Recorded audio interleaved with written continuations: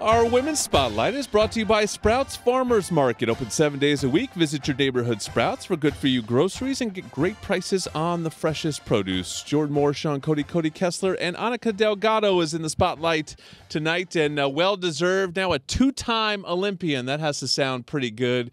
You know, just watching it from afar, Anicka, this seemed like a little bit more fun than your first Olympics. What was the experience like in Paris after, you went through Tokyo, everyone put in the same amount of work, but with no fans in Tokyo and all that, this seemed like a little bit more special. Yeah, well, first of all, thank you for having me.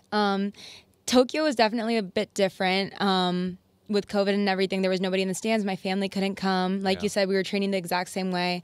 Paris was a lot more fun. I was able to hang out with my friends. We didn't have to be there 2 weeks before competition.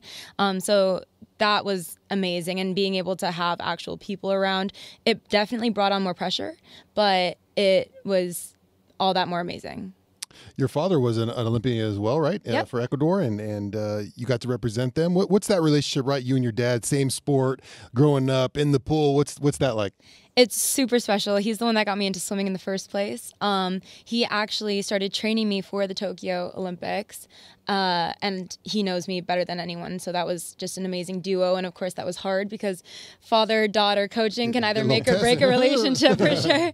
But I mean, I think it made us stronger. And luckily, I was able to have him for a few months training me up to Paris. And so that was just amazing. And he was able to coach me in Tokyo as well, too. And we ended up getting the Olympic rings tatted together. So it was cute. Do you call him dad or coach when you are LeBron has to go through this. We were just talking about this. Yeah. Bronny can't be screaming, "Dad, pass me the ball." But in your situation, are you still going with dad, or is he coach when you're in the pool? It's always dad. I can't switch to coach. I always joked with him, Coach Dad, sometimes, but it's always dad. Coach Dad? Yeah. So you went to Santa Margarita, correct, from Laguna Hills? Yep. What does it mean to stay close to home and be able to represent USC as a swimmer? Oh, it's amazing. I mean, Southern California is my home. At first I was like, when I was looking at schools, I thought it was a little too close to home. And then I took my trip and I was like, okay, I'm so sold. I can't leave SoCal. Like, it's just too amazing. And it's also great because I have my little siblings and they're way younger than me. So I was able to stay close and watch them grow up. But yeah, I just love SoCal. It's where I want to be. So you're listening to Anicka Delgado from USC Swim and Dive on Trojans Live, and you're part of a class of women's swimmers here who decided to come back into this sort of fifth-year group. Does it just feel like you guys are building something because it's a pretty accomplished group that's decided to run it back here? Yeah, I mean, our entire relay from last year that was competing at Pac-12s and NCAAs stayed for a fifth year. And so I think that's incredibly special and brings a lot to the team. And I mean, we have a whole class of freshmen coming in, so being able to be here and help develop them is huge. Yeah, obviously you'll have team goals that you want to accomplish, but you're a very accomplished swimmer yourself. What are the goals this year that you want to kind of be mindful of?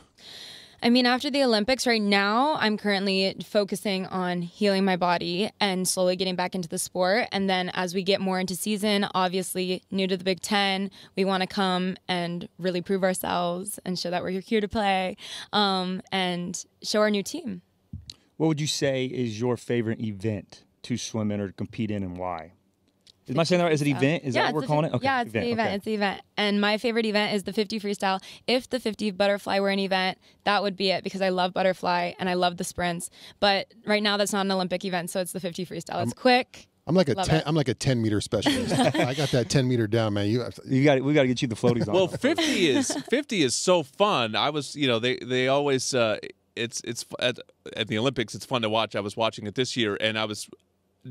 How many breaths do you take in the 50 was what we were trying to figure out. Are you popping up once, twice? It's 21 seconds about is what you're swimming in it? I'm supposed to be going 0 breath in the 50 freestyle, but it's a mental game for sure. Right now, I'd say I go around 1 breath. In the Olympics, Tokyo Olympics, I went 0 breath.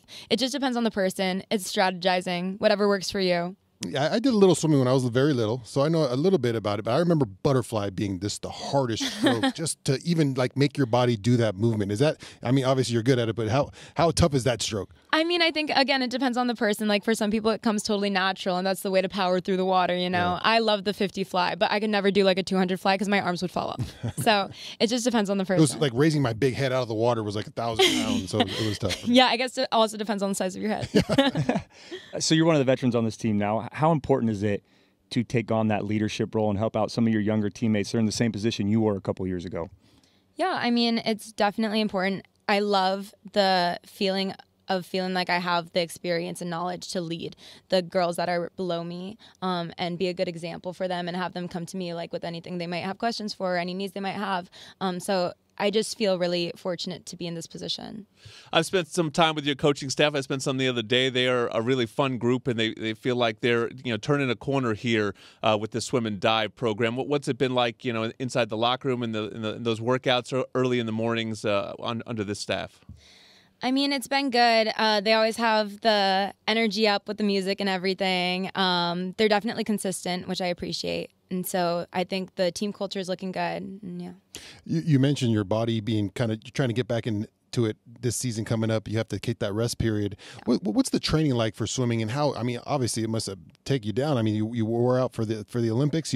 That rest period must be something. And what's that training like to get ready for those kind of events?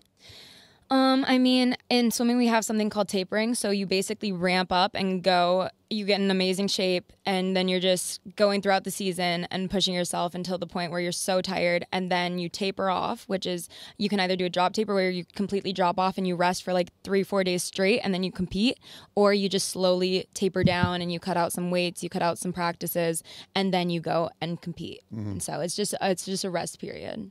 Okay, so we talked about Dad or Coach Dad. Mm-hmm, Coach Dad. And he might be the answer for this, but who's probably your biggest inspiration, or who did you look up to growing up when you were swimming, and why?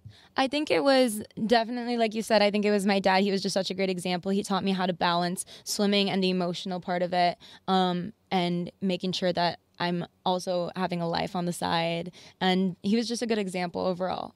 So it would be him. Well, congratulations on finishing your second Olympics and a big year ahead for USC swim and dive. Season starts November 8th. That's what I saw on the schedule, at least, that's come out. So check it out. The Trojans are in the Big Ten now, which really your schedule will be fairly similar, but you'll compete for that Big Ten championship at the end and then ultimately an NCAA championship. So good luck.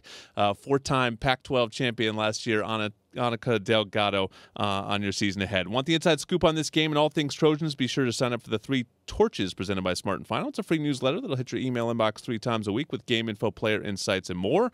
Go to usctrojans.com/3torches and sign up. And if you're ready to take it to the next level, unleash the beast this college tailgate season with Monster Energy. Tear into a can of the meanest energy drink on the planet. Monster Energy. Unleash the beast. Our football roundtable is next on Trojans Live.